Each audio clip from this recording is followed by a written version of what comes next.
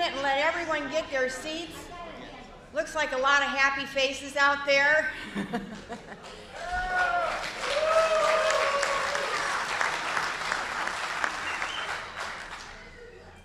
I'm Joan Riley, and I'm an alcoholic. Hi, everyone.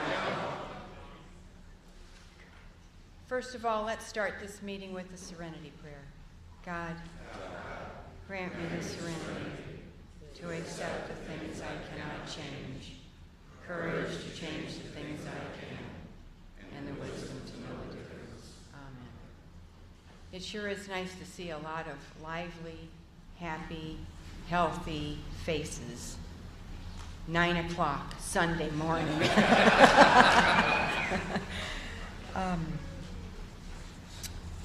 I'd like to ask everyone, if you do have cell phones, if you could silence them for us, please. Thank you. Appreciate that.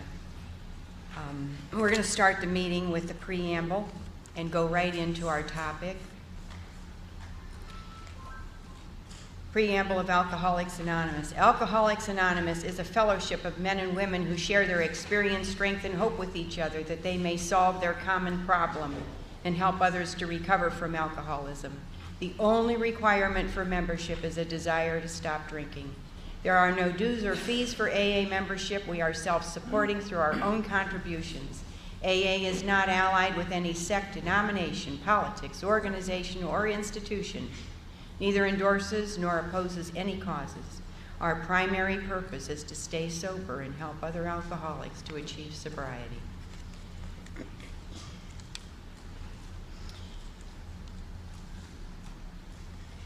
This morning,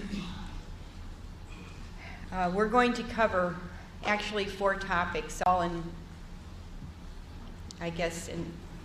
enveloped in one.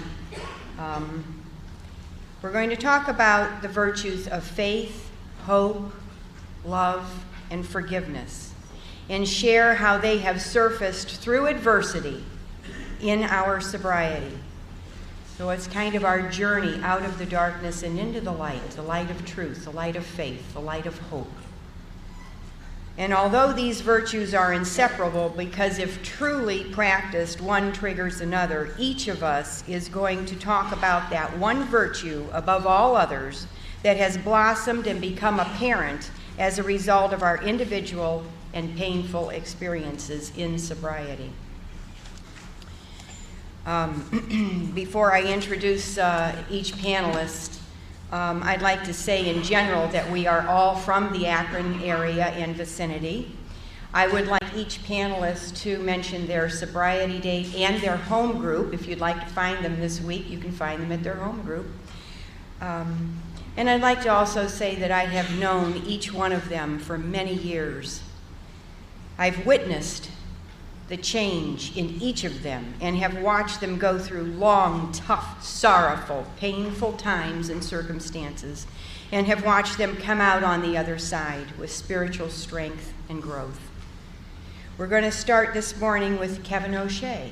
They don't even know the order yet, but they're going to find out real soon here. Kevin is an inspiration of hope, and that's what he's going to talk about. I give you Kevin.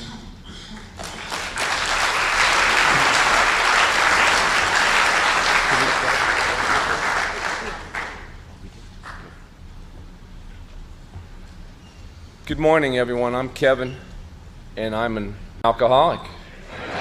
And I'm scared. You know, I'm very scared. And I'm very blessed. What's that? Check 1, 2. I'm thankful that I'm here this morning. Thank you, Joan, for inviting me to share. And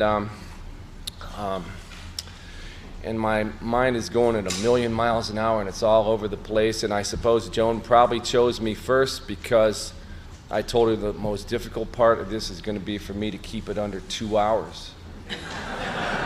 And you're laughing, but I'm serious. Because every single day is a gift. And I'm going to talk about Alcoholics Anonymous here in Akron, because if it wasn't for Alcoholics Anonymous, I wouldn't be here. I wouldn't even be alive. Wouldn't be alive at all. But I guess is what I'm going to try to do is I'm going to go back a little bit because I'm here to talk about hope. I'm here in the hopes for me that there's somebody here right now that's going to hear something that one of us has to say, and maybe something that I have to say that you can keep, and then you can nurture, and you can believe, and you can take with you, because none of us gets out of this alive. We all have to go sometime, every single one of us. And while we're here, we do meet up with life on life's terms. And for many of us, there's traumas right now. For many of us, there's despair, there's fear, and there's even resentments. And the beautiful part about it is that Alcoholics Anonymous and the God of My Understanding provide us ways to work through that. Not only to not drink, but also to live. So I guess what I'm going to do is I'm going to go back and I'm going to talk about what it was like for me on December 27th of 1992, my sobriety date.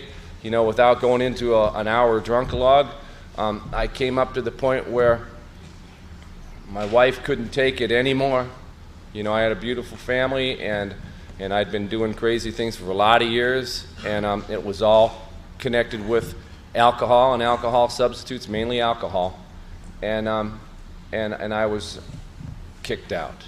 I was kicked out of my home, and it was the dark night of the soul for me that night, wandering around and wondering where she was, and wondering why the alcohol didn't work for me, and finally making it to bed after a bunch of hours and laying there and realizing that the only way out of this was that 22 Magnum. And in my mind's eye, I could see, if I did that deputy sheriff standing out on the deck with that sheet covering up my body and that big red stain at the top. And those two little girls coming bouncing down in their pink jammies to see that.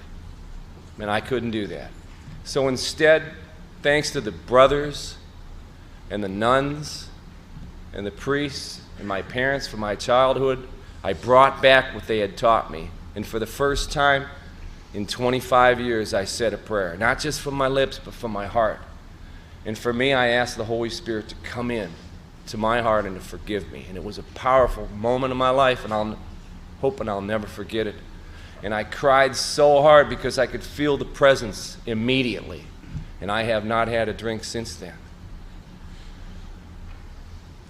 And early sobriety was very, very tough, but I just kept on plugging along, and a lot of very intense and tragic things happened to me in my life, but I just kept on coming back to these meetings, and I kept on sharing, and I kept on praying, and I kept on telling the toughest stuff, either at meetings or to my sponsor.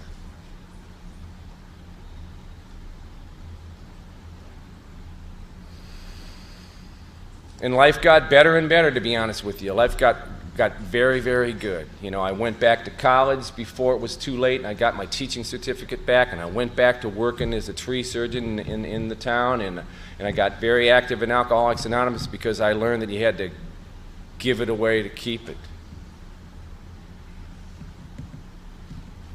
Well, it came up to, it was just less than 2 years ago.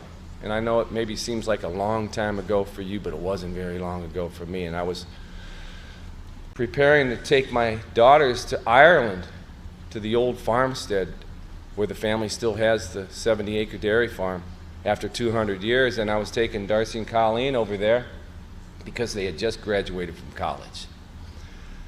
And Mary and I were rollerblading, and we had just come back from 14 miles because we did a lot of that.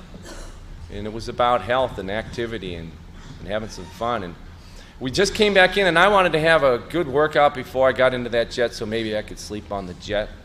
And what's going to get tough here? It's going to get tough here for a reason.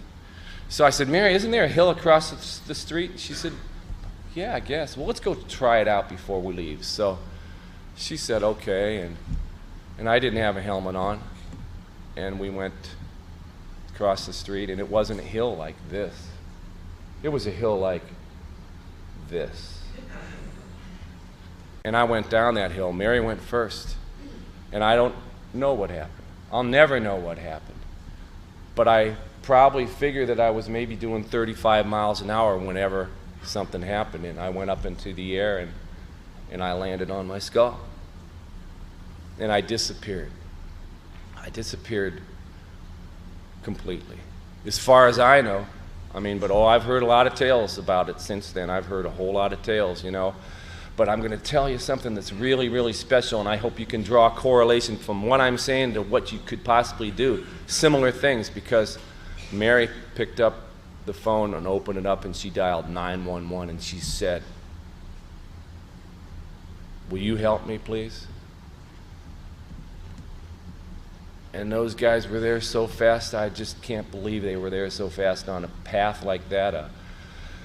And they took me back, and they took me to the hospital, and I was in ICU and in a coma, and Akron AAs were all over that place.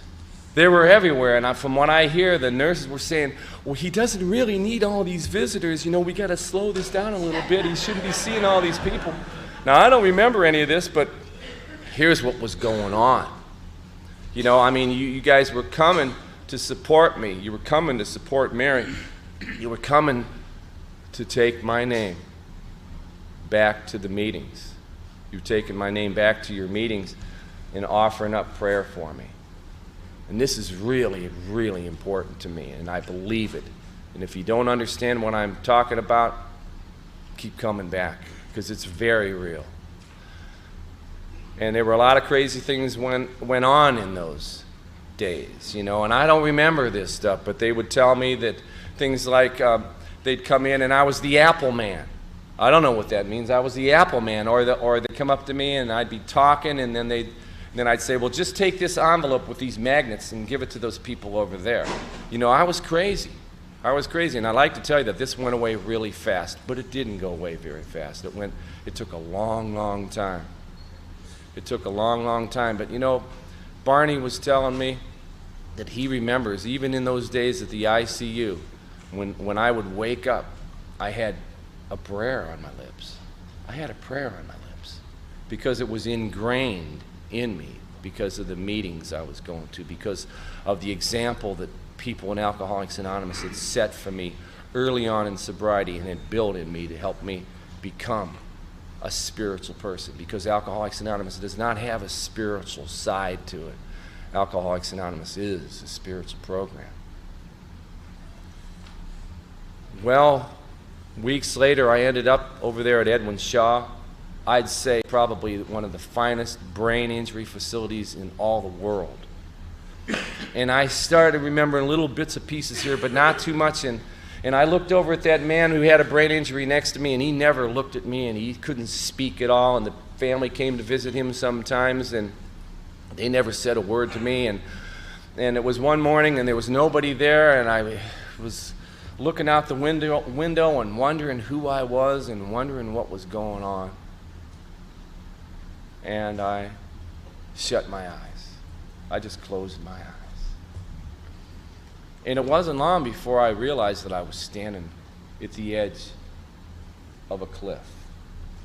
It was sandstone, and there were chains laying there.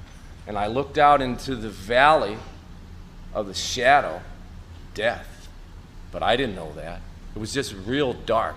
It was very, very dark. And I looked over, and there was this man standing next to me. And he looked at me, and he smiled at me, and he told me how much he loved people like me that spent so much time with his precious children. Well, I didn't know I was a teacher. I didn't know I was an alcoholic. I didn't know anything. And I started to cry real hard, like I cried on December 27th of 1992 when the Holy Spirit came in. And I opened up my eyes, and I looked over, and there was Bruce Salzgiver. I don't see him here this morning, but he's my friend with 20 years sobriety, Vietnam veteran, connection with the Almighty. And he put his hand on my shoulder, and he looked me in the eye, and he said, "Kevin, isn't it fine that we can take our fears to the Holy Spirit?" That's when I realized what my name was. that's when I realized how many of you had been praying for me. And that's when I began to heal.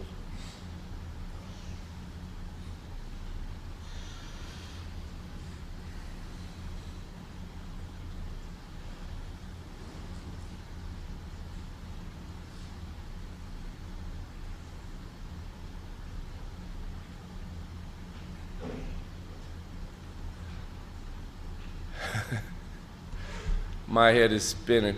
I don't even know where to go next. There's so many things that have happened. I mean, I like to tell you that it all went away right away, but it didn't. I was in therapy for a really long time. Occupational therapy, speech therapy. I wasn't allowed to go home. I wasn't allowed to go back to teach. But I did listen to what my doctors told me. Well, under the guidance of my sponsor. Because my brain was sandstone. And my skull was concrete block. And it was moving in there. And I think this is important that I say this. It was moving in there, and it was really painful. There was a lot of pain associated with this stuff. And I was on medication, and well, I had that alcoholic thinking, well, that medication is causing all this pain. I didn't realize what had happened to me. I couldn't face that for a really long time, what had happened to me. So I said, no more of that stuff. I'm not having anything. Well, my sponsor, I'm sure he wouldn't mind if I said this, said, Kevin, what do you know about life and death? I don't know. What do you think these doctors know about life and death? Well, they probably know a lot about life and death. He said, well, did you know that that medication that they're giving you keeps you from having seizures? What's a seizure? Well, he told me what a seizure was. He explained to me in detail what a seizure was, and I said, I thought about it for a minute. I said, nurse, could I have my medication, please? And I took that medication all the way to the very end.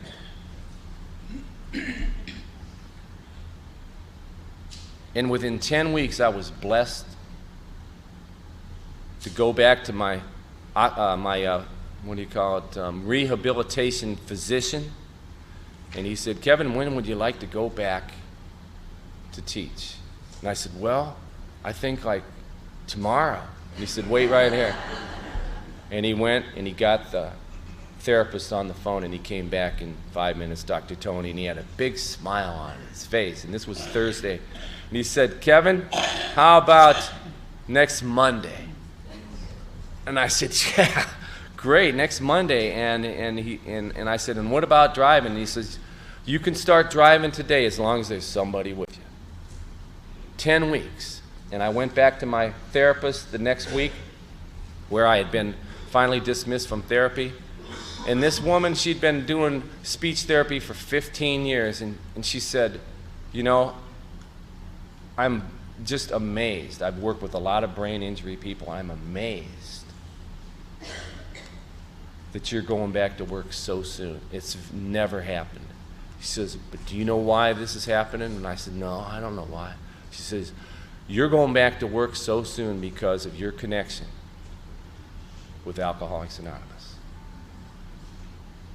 Because you guys taught me how to accept the fact that there were things different about me, that I had therapy to go through, that I had to take my time, and it wasn't about my time when I'm going to be better.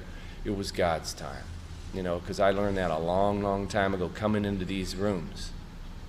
You want to hear God laugh? Tell him your plans.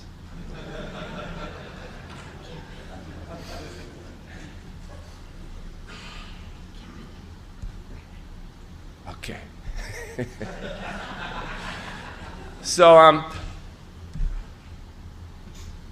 going to wind it up here, because Joan knows that I could do 2 hours easily, and I really would. What's very important for me is to help you realize and accept and understand the possibility that this power that allowed me to come back is not just my power. You know, it's a power that's available to us all. And I look back at those nuns and those priests from my childhood, you know, the nuns, the same nuns as the angel of Alcoholics Anonymous, Sister Ignatia. And they taught me things like what this power, what this God of my understanding used to tell us. And it's still true today. He says things like, come to me, all you who labor and are burdened, and I will refresh you. And it's real. It's very, very real, and it's very true. And it's available for every single one of us. And in closing, if I can do this, there's one that is really a favorite of mine, and it goes like this. Ask, and you shall receive. Seek, and you shall find. Knock, and it shall be opened unto you. Thanks again, Joan, for letting me share.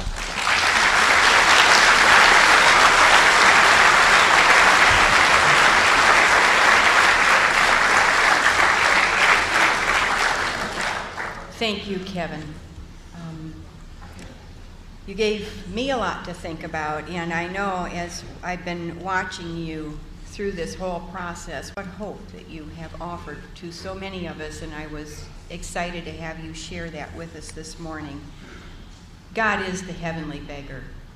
He's the one that knocks, and waits for us to answer his call. I think about that too, Kevin. Knock, and it shall be opened. And on the other side of that door, who's waiting but him? My next speaker is my dearest friend, Mary Lou Cobb Zimmerman, and I have watched such strength and growth in her over many difficult situations.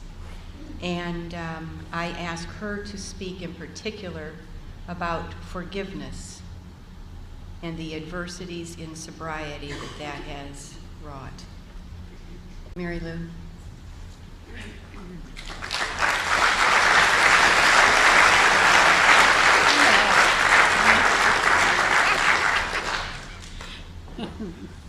Hi, everyone. I'm Mary Lou Cobb Zimmerman, and I'm an alcoholic. And my home group is Golden Link in Sagamore Hills. And what? And I'm not here this morning. Somebody came up and said, "How come you're here? You're secretary of Golden Link." I said, "I got somebody to cover." So, anyway, my sobriety date is July 14th, 1984.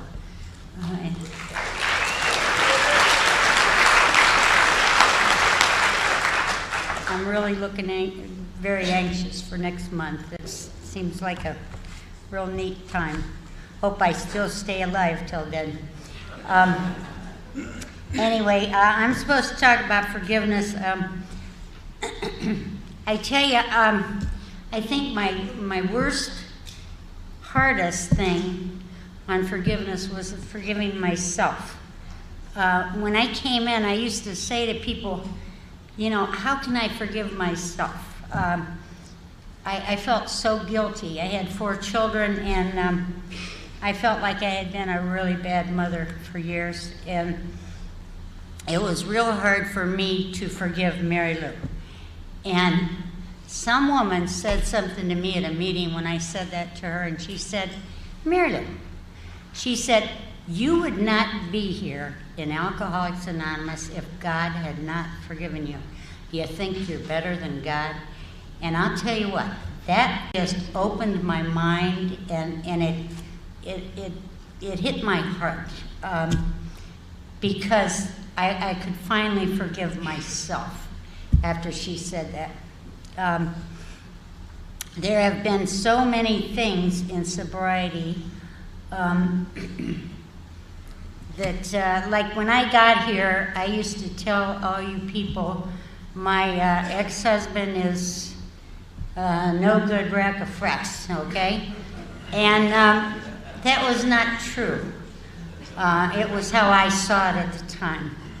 And he's been married to some woman for, I don't know how long they've been married, maybe 18 years. And they are my good friends today. They actually came over last year and did my garden in my enclosed patio. I mean, they were out there working all day. And we go out to dinner together, and it's really cool. And they call and ask how I am, and I call them and ask how they are. And my children, every holiday, we go to their house or my house for dinner. And I've said to people, well, I'm going to my ex-husband's for dinner, and his wife, and they say, you're going where? You know, but that is just because of Alcoholics Anonymous. Without this program and working these steps, there's no way in God's kingdom that would ever happen.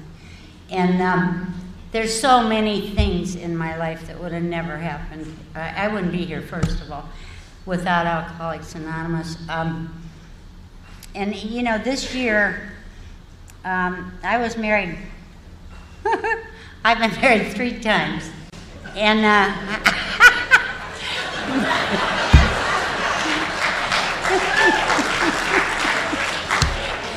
was a little bit mixed up. But anyway,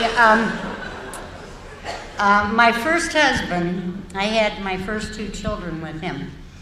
And didn't talk to him for years and years and years. Well, last year his wife died. My husband that I was married to died a couple years ago. And I called him, and I decided that I needed to call and ask his forgiveness, because I was very, very cruel to him. And when I called him, he said, Red, I just wanted you to know that I'm real sorry about how I treated you.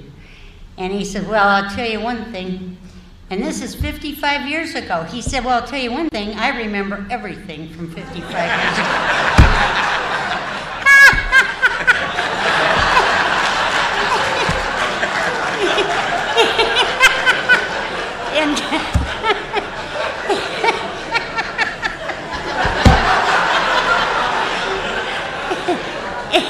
And God let me say, I know, Red, I know I hurt you. Now, the old Mary Lou would have said, whatever. You know, I would have come back. And he said, well, what'd you do, get some religion? And I said, yeah, I'm in Alcoholics Anonymous, and I'm very close to God. And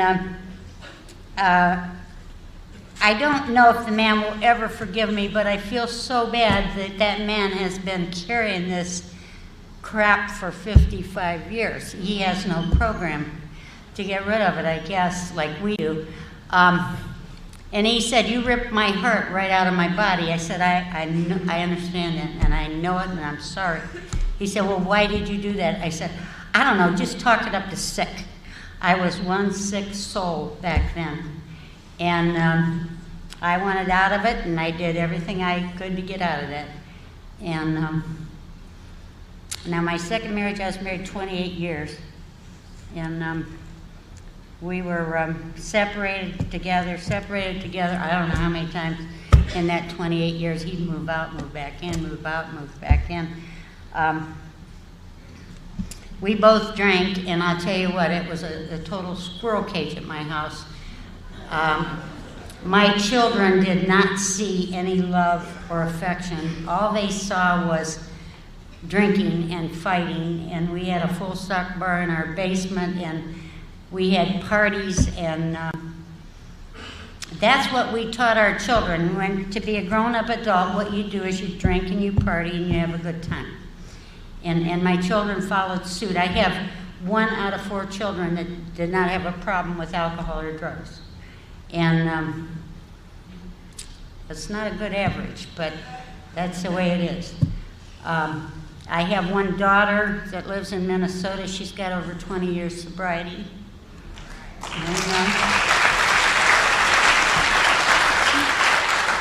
Thanks to you people and God in this program. I have a son that came to the program a couple years ago. I took him to the program for a while, and I don't know what he's doing right now. He quit going to the program, and I pray for him every day. And You know, I turned Catholic when I married my husband 7 years ago. And it was something I always wanted to do all my life. From little girl, I thought I was supposed to be a Catholic. And when I met this man, I thought, oh my God, I can turn Catholic. And, because I used to tell my ex-husband, I'm going to turn Catholic. And he said, if you turn Catholic, I'm divorcing you. And so I married Joe, and it's just been wonderful. And you know, Tom here on the panel, he used to, I know he goes to Mass every day, and I used to think, geez, that is really screwy. And I started going to Mass every day during Lent. And I'll tell you what, I love it. I love it, and I have continued doing it because it's such a neat way to start the day.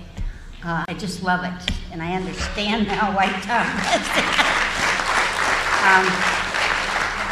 Am I about done?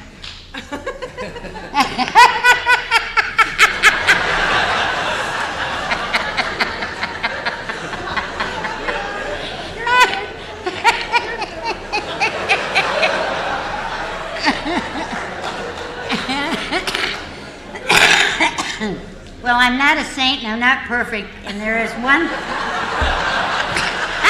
You knew that already. And there's one thing that I will say about forgiveness. Someone hurt my grandson that was 9 months old, almost killed him. And I tell you what, I don't have to look at him anymore, but if I would meet him, I can't tell you what I would do. I've prayed for the man. I've prayed about it. I've done everything, and I still have this inner thing about that. And I don't know if I could see him and say hello and forgive him. I don't know. Thank God I don't have to see him. But that one thing, when I saw my grandchild, and he has a permanent mark on his face from this, and I just don't know. So I'm not perfect on this forgiveness bit, but I have been able to. I have a mother that I had a mother. I was raised in foster homes, and when I came to this program, I despised my mother. I had gone to live with her when I was 13. I let her know every day of her life how much I hated her. Because at 2 I started in foster homes. I was kicked out of a lot of foster homes, and I just thought she was a really bad person for doing that. Alcoholics Anonymous and God have taught me that she did the best she knew how with what she had to work with. And you know, thank God for Alcoholics Anonymous. My mom and I were best friends when she died. I was able to take her into my house and take care of her when she had some strokes. And when it got too bad, I had to take her into a rest home because I had to work every day. And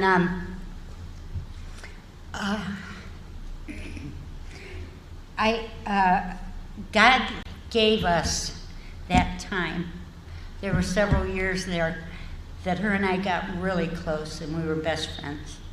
And when I came into Alcoholics Anonymous, she used to say, well, I don't know what you're doing in Alcoholics Anonymous. You're not an alcoholic. And I said, yeah, I am, Mom. And she said, no, you're not. And the reason the reason for that was I wasn't at her beck and call anymore because I used to people please her, you know. And down deep I resented all of it. But when she died, a couple days before she died, she grabbed my necklace. And I have a stone put in this necklace every year of sobriety. And she said, Mary, don't ever, ever give that up. I said, I won't, Mom. And she wasn't talking about the necklace. She was talking about AA. And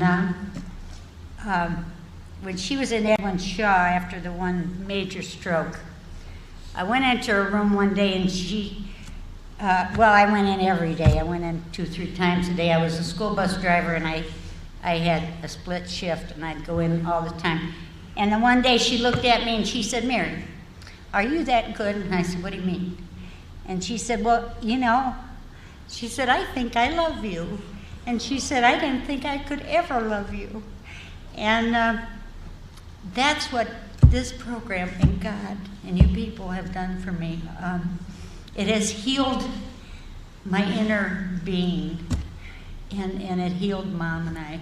And I thank God for every one of you people and for you being here. And that's why I still go to meetings, because I've seen people come, women especially, come in and go out after they get it and say bye, And I owe Alcoholics Anonymous, and as long as I can keep coming, I will keep coming.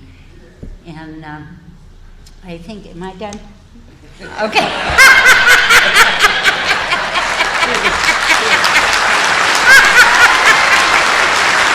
Thanks for listening.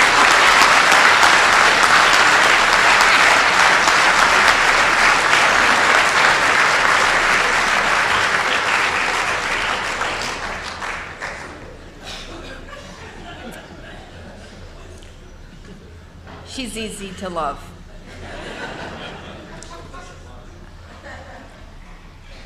I saw Mary Lou use love and forgiveness over and over and over again when it wasn't coming back her way, and continuing to show love and forgiveness until the whole relationship turned into a loving relationship. In over and over and over again, many times. She's been a powerful example for me. And speaking of love, that brings me to the next panelist, who is Tom Hicken. And he is going to, I've heard Tom tell his story many times, and in listening to his story, he talks about a period of time in his sobriety when a lot went wrong. And I thought, that is his strength for me, and that's where I gather strength in listening to that part of his story. And I would like him to share about love, and in particular about that part of his story. And I'll give you Tom.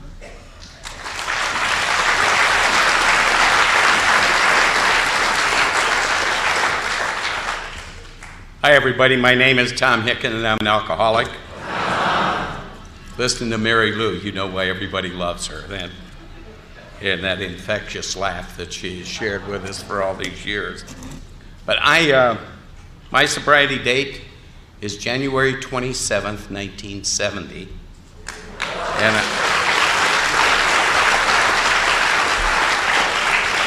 by the grace of God and living in the fellowship called Alcoholics Anonymous, I have been able to stay sober for over 39 years. And I have a brother, Mike, who has been sober in Alcoholics Anonymous for over 37 years. I have a brother, Jack, who has been sober in Alcoholics Anonymous for over 33 years. I have a brother, Paul, who has been sober in Alcoholics Anonymous for over 30 years. And I have a brother, Wayne, who has been sober in Alcoholics Anonymous for over 29 years. And my dad, before he died in November of 1988, had over 12 years of continuous sobriety in Alcoholics Anonymous.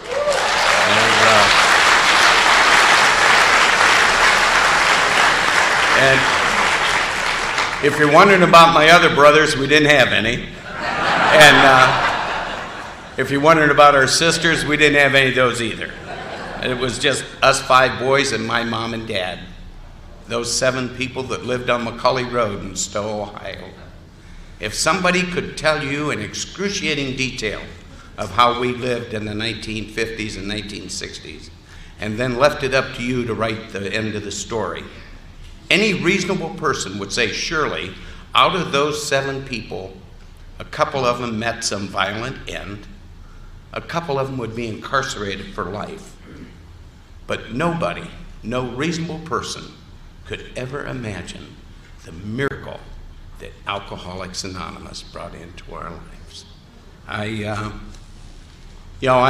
been very blessed in my life, and like Joan said, I had a lot going for me. I met this pretty little brown-eyed girl in 1961, and I fell in love, and I wanted to get married. And if we make it till September, it'll be 47 years. And we have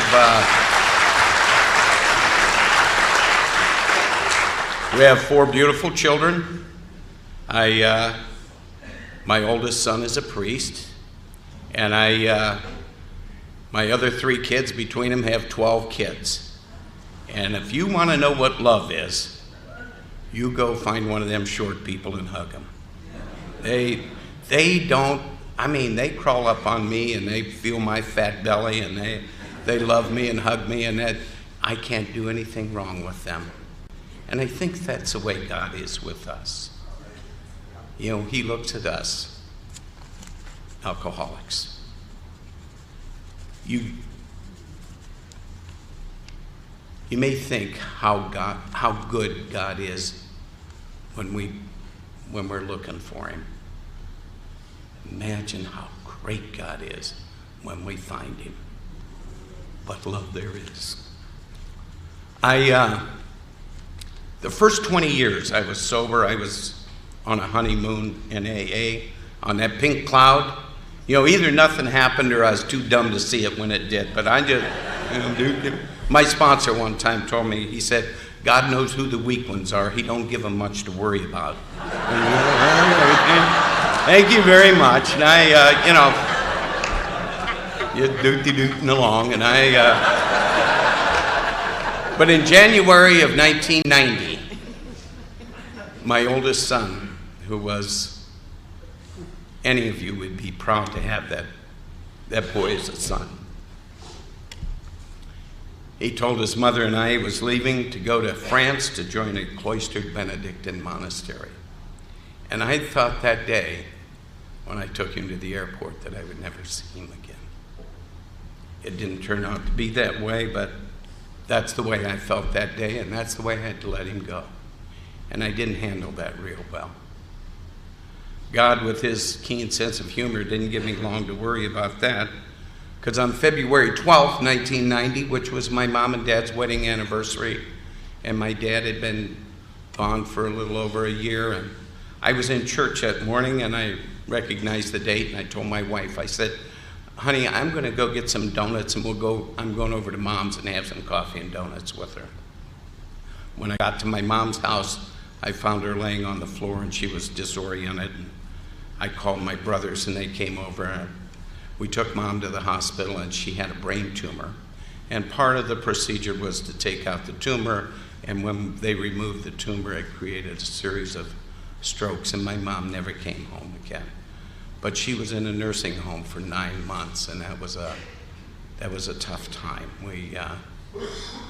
The nursing home didn't know what to do with 5 boys. They're used to seeing girls in there, sisters and nieces and things, but us 5 boys were there every day, bugging them. And my mom died on November 1st, 1990. On July the 9th, 1990, I had been up in New York City. I'd taken my youngest daughter up there over the 4th of July, and she was going to Fatima in Portugal for a 2-week pilgrimage. And when I got back, I went in my office. I'd been gone for about a week, and I went into my desk, and I looked, and I saw a note that one of my closest friends in AA came into my office and sat at my desk and wrote me a note, said, Tom, I need to talk to you. Call me as soon as you get back. The next call I got was from Akron General Hospital. And they said, Marianne wanted us to call you and tell you that Dave had expired. I didn't know what expired was. I was in shock. I knew what it was. I just didn't want to accept that. And he was a young man, sober in Alcoholics Anonymous, who was 42 years old and died of a massive heart attack. And that was another bad few minutes in my life. On August 24th, we had a big house and a lot of bedrooms and bathrooms, and the older kids were gone, and Anne Marie, our youngest daughter, was at home, and we decided to get a foreign exchange student. And we got this lovely young lady. She was 18 years old, from Madrid, Spain, came to live with us.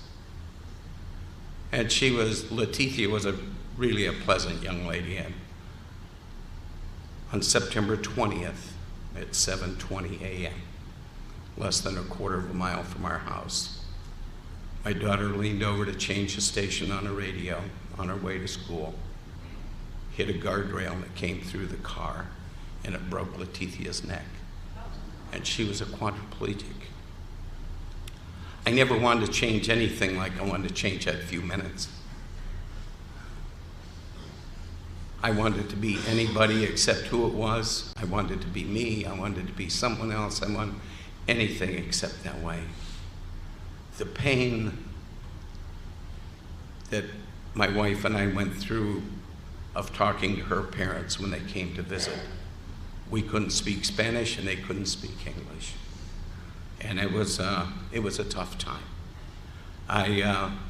We spent 3 months between the hospital and the nursing home, and didn't spend much time at home. A good friend of mine and my sponsor at that time, Dave Nichols, we were sitting out on the dock at Children's Hospital, and he looked over at me and he said, "Well, big boy, it's time to practice what you preach." Because I had been talking to people for years about how to love and forgive and forget. And I was struggling. I thought that 1990, from January 24th through to the end, was such a miserable year. I told everybody that I knew that I was going to have no problem writing 91 on all my papers when I got in the office in January. And on January 4th at 10 a.m., I quit smoking. Because that's when I was kneeling in the bathroom, clutching my chest. And I went off into the emergency room, and they had pronounced me as having a heart attack. They used the word infarction or something. I don't know what the hell that is. But anyhow, one of my friends, I was sponsoring a doctor at that time, and he told me that I had to quit smoking and that was part of my... I'll tell you, I always told people that knew me, asked me, "Tom, what do you think is the worst, not smoking or not drinking?" I said, well, on a scale of 1 to 10, not drinking was a 7 and not smoking was a 13, because I was nuts. And, but I went through a series of things that just absolutely almost I thought was going to destroy me, but I never quit praying. I never quit going to church. I wasn't going to be happy, but I wasn't going to change. On January 24th,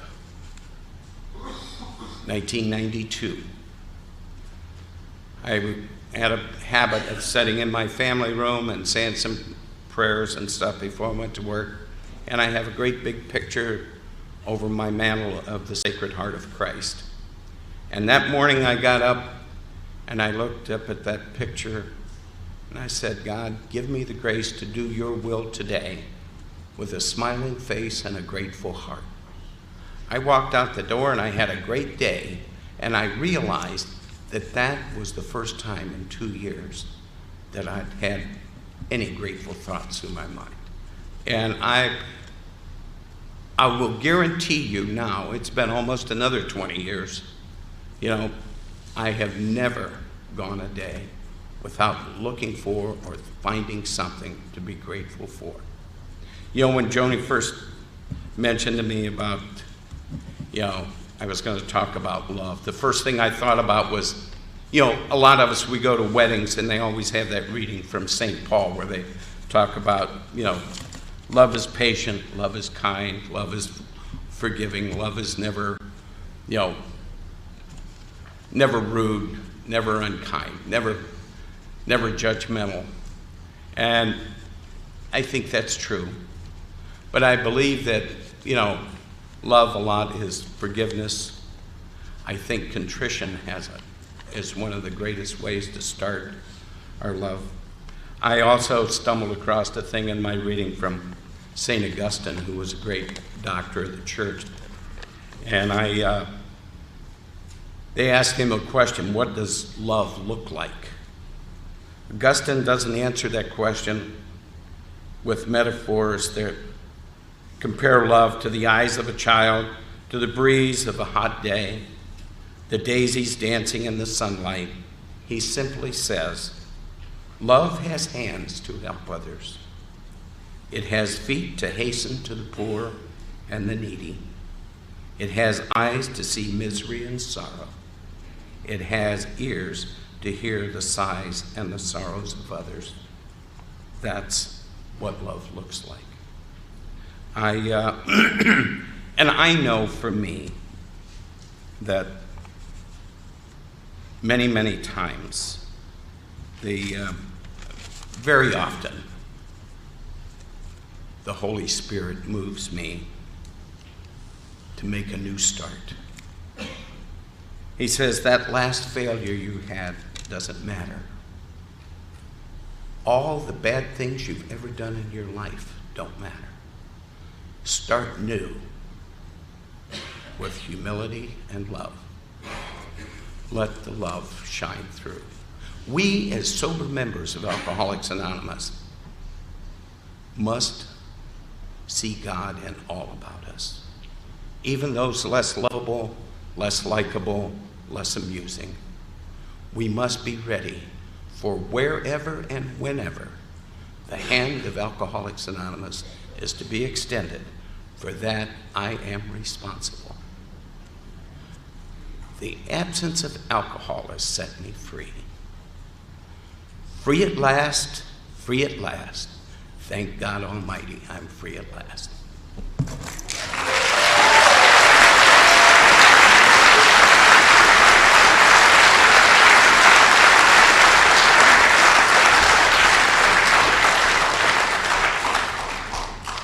Thank you, Tom. That was absolutely beautiful. I am so, so, so proud to be a member of Alcoholics Anonymous.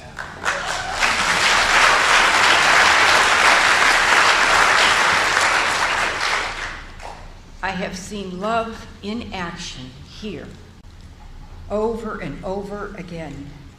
I have seen you give drink to the thirsty. I have seen you clothe the naked. I have seen you visit the imprisoned and visit the sick, counsel those in need. I have seen it. I came here thirsty. I came here hungry. I came here without hope. That's the first thing I got at my first meeting was hope. And all the rest has followed. Where else can you find this on this scale of love and forgiveness and hope and faith other than Alcoholics Anonymous? It's beautiful. Well, my sobriety date is July 25th, 1982, and I'm going to talk a little bit about faith, and I had 4 or 5 stories. We're going to narrow that way down since they talked. We're going to narrow that way down. When I went to my first meeting of Alcoholics Anonymous, I was scared to death. And there were 3 ladies in the back of the room. And I said, how do you not drink? And the first lady said, well, I get down on my knees and I ask God to keep me sober, and I thank him at the end of the day. And I said, I don't like God. And she said, that's okay, it works anyway. And the second lady said, why don't you try coming back tomorrow and keep coming back? And now I thought they were just having fun with me and playing with me. And my fear turned into anger. And I said, I don't understand any of this. And the third woman said, well, we don't understand electricity, but we don't sit in the dark. And then there was a man in earshot of this conversation, and he said, why don't you try blind faith? And that statement just about put me through the roof. I looked at them, I said, I abhor this whole idea, and I walked out. And I walked out with my fear. And I walked out with pain, just filled with pain, confusion.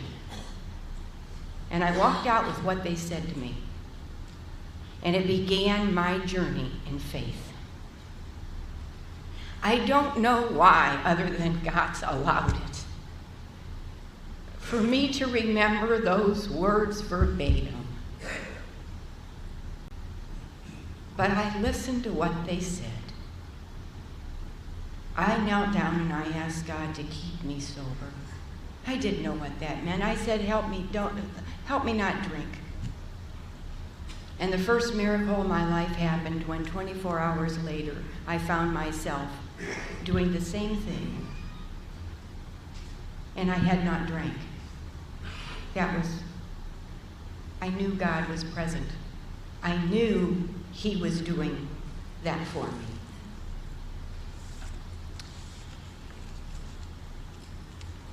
On July 1st, about 6 years sober, I woke up one morning and I was fear-filled. And I didn't know why. All I did was slept. You know? So I always looked at myself for whatever the problem was. And the reading it was a daily reading out of the God Calling book that I read in the morning. It talked about fear that morning. And it said, don't look inside. Look for that source on the outside, that evil source. That source that the big book calls the evil, corroding thread. You see, if I don't know what the enemy is, I'm going to lose and it's going to have its way with me. And so, thank goodness, I listened to that reading and I did. It said, order it away. And I said, fear be gone. And I tell you, there was something that raised from my feet and went through me and left me, and I could feel it physically. And I realized through that experience that I don't have to ride this feeling out, that I can order it away because I know what the enemy is.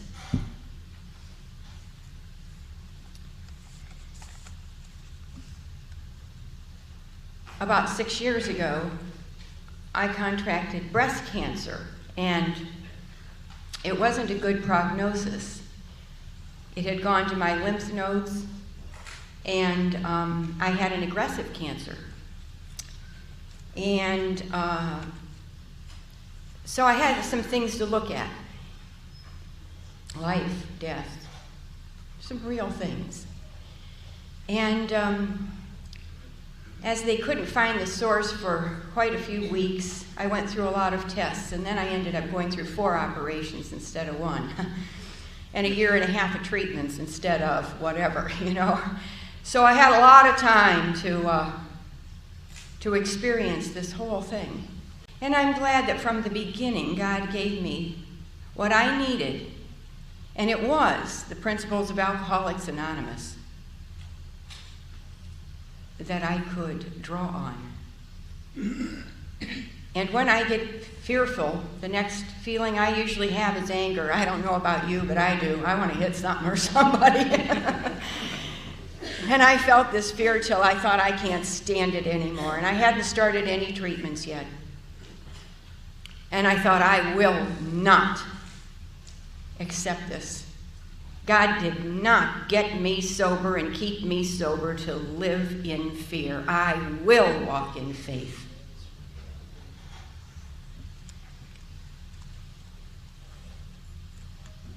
And I remember just before that, when I was feeling down, someone said to me, you're just down.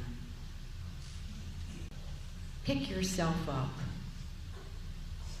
like Christ did when he carried his cross.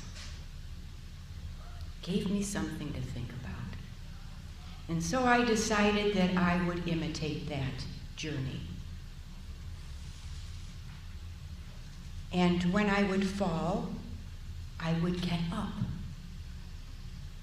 And when I needed help carrying my cross, like Simon of Cyrene, you would help me, as you had been helping me in Alcoholics Anonymous. And when I needed my face wiped, like Veronica did, you would wipe my face, and I let you in. And I want to tell you that every prayer, every card, every phone call, every kindness done didn't take the cross away, but it lightened the load. There were days my spirit was soaring so high as a result of your love.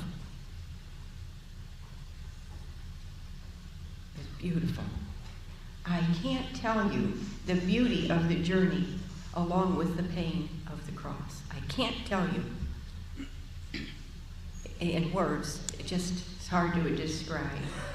But I thank you for what you did for me and what you showed me, and the power of prayer, and the power of a handshake, and the power of a smile, and the power of just human kindness. And I've learned it here. I am so proud to be a member of Alcoholics Anonymous.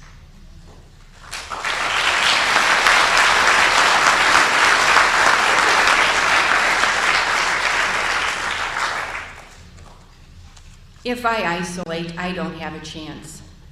The disease wins. If I don't isolate, the disease doesn't have a chance. I win. I stay in the sunlight of the Spirit. I stay in meetings. I share. I don't want to go back into the darkness where I came from. How will I know that the lights are dimming if I'm alone and I'm not going to meetings and I'm not sharing? How will I know? It happens ever so subtly. And I change and adjust myself to less light and less truth and less love and don't know it.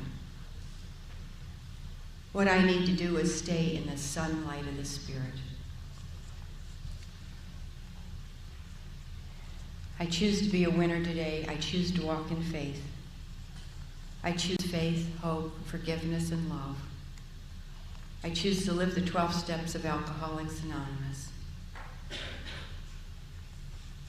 It's all a choice. It is through adversity that we grow spiritually. Don't be afraid of it. Instead, find your strength and let that strength be a beacon of light for others. Thank you.